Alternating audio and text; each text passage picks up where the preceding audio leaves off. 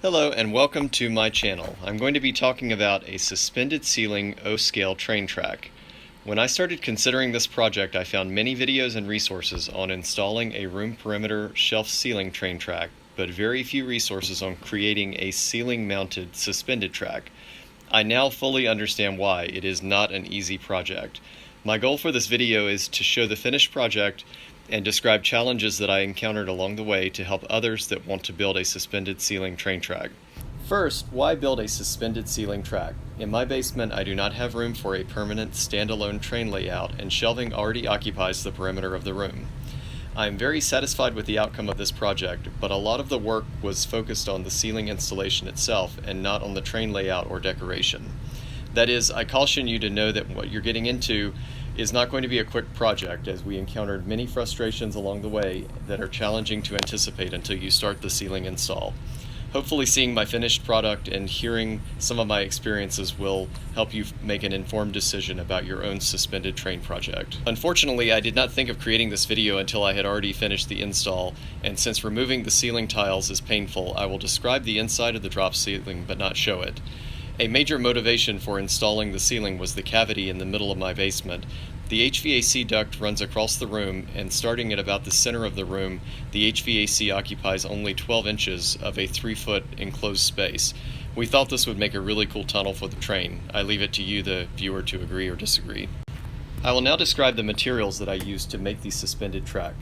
Note that any of the measurements are completely customized based on my space constraints, and I do not claim to be a carpenter. First, I created 2 concentric loops of roughly 5 feet by 10 feet O36 Lionel Fast Track. I had to add a small piece of track to the outer ends of the loop to allow the standard inner loop oval to fit inside of the outer loop. I let the O36 width of the track drive the width of the layout in the room outside of the cavity, since I had little more than 5 feet available in the room. I was just limited by roughly 2 feet of space inside of the cavity. The tracks are mounted side by side on Home Depot common board segments. I used 8-inch width. In hindsight, I would have used 10-inch boards. 8 inches was enough to attach 2 concentric loops of fast track side by side, but it did not leave much margin on the sides of the track for future decoration. I started with a rectangular board layout under the 2 tracks, and I marked off the curves of the track and cut them with a small bandsaw. You will see that each of the 4 corners are 3 pieces of the track held together with a mending plate and screws. For the braces, I bought 8 feet segments of 2-inch common board and cut them with the bandsaw to 1-foot segments. As you can see, a threaded rod goes through each end of the brace and up through the ceiling. Note that I recommend not drilling holes in the threaded rod in the braces until you start the installation, as I found that due to stud locations in the ceiling, I ended up with many non-uniformly spaced holes. Not pre-drilling these holes gives you the flexibility to adjust rod locations in the braces as you need to adjust them.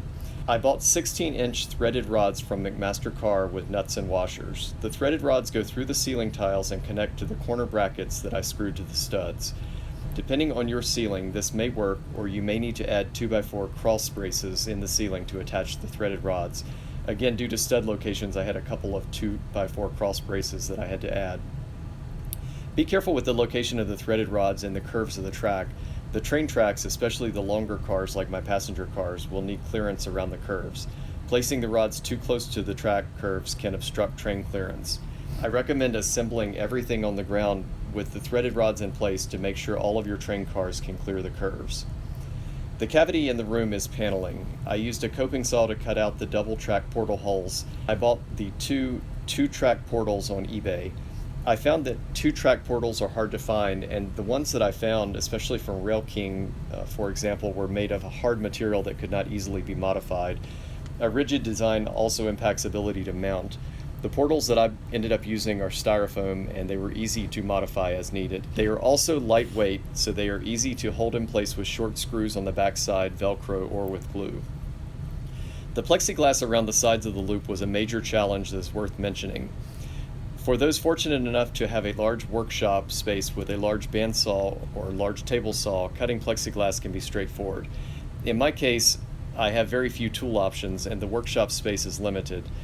I watched videos on scoring plexiglass with a scoring tool, and I found that process to be extremely frustrating, and I ended up making imperfect lines and ultimately chipping a lot of the plexiglass when I applied pressure. Others are probably more skilled at this and can make it work. I started with a 48 by 96 inch piece of 0.093 thickness sheet of plexiglass that I bought at Home Depot, and I ended up cutting it with a bandsaw, but not by myself, thanks to my wife for holding it. Keeping a straight edge was challenging, but otherwise the process worked well. I strongly considered not adding plexiglass, but I was afraid of a runaway engine coming off and breaking or falling on someone's head, and I could not think of another transparent option that would have a good look. After cutting, painting, and assembling the boards, I used 1-inch drywall screws to attach the track to the wood layout frame. I strongly recommend putting carpet padding or other dampening material between the track and the wood. Tom, thanks for the suggestion. Fast Track is noisy, so the padding provides some dampening to the track noise, but it is still noisy, especially in the ceiling.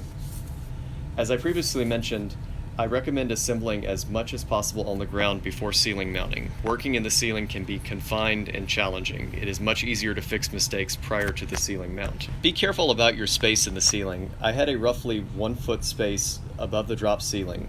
Not all drop ceilings have this much space, and you will need space to tighten the rods in place and for adjusting and leveling the track. And a final layout with 8 inches of space is the minimum that I would recommend for most O-scale trains. Once you consider margin required to level the track and margin occupied by the drop ceiling and the portals, you can quickly lose headroom on the install. In my case, the Lionel diesel barely clears the portal, and I had to shave off the legs of the portal to make it fit. Fortunately, it's styrofoam, so that was straightforward. Replacing the ceiling tiles may be the most challenging part of this project. 2 things to keep in mind. First, if you're installing in a cavity, you must keep the track high enough that it will allow the tiles to fit below it, while also maintaining a level track and enough headroom for the trains to pass. And second, you must have a plan to install the threaded rods through the tiles. We found this to be unique to each mount point. When on the edge of the ceiling tiles, we cut the tile to insert the rod, and then we taped it back and put it into place. When closer to the center, we drilled a hole in the tiles large enough for fingers to attach rods to the studs. This is an extremely tedious process, and as you can see, we finished each rod mounting point by covering it with an electrical outlet plate.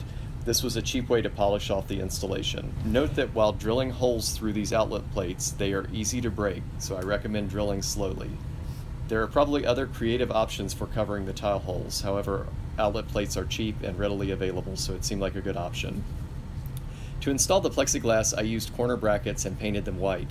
I drilled minimal holes into the plexiglass and used thin sheets that bend around the threaded rods. Note that due to the threaded rod layout location, minimal screws were needed to hold the plexiglass in place, since the pressure against the rods generally keeps them in place. I'm not going to discuss the wiring, as that was straightforward.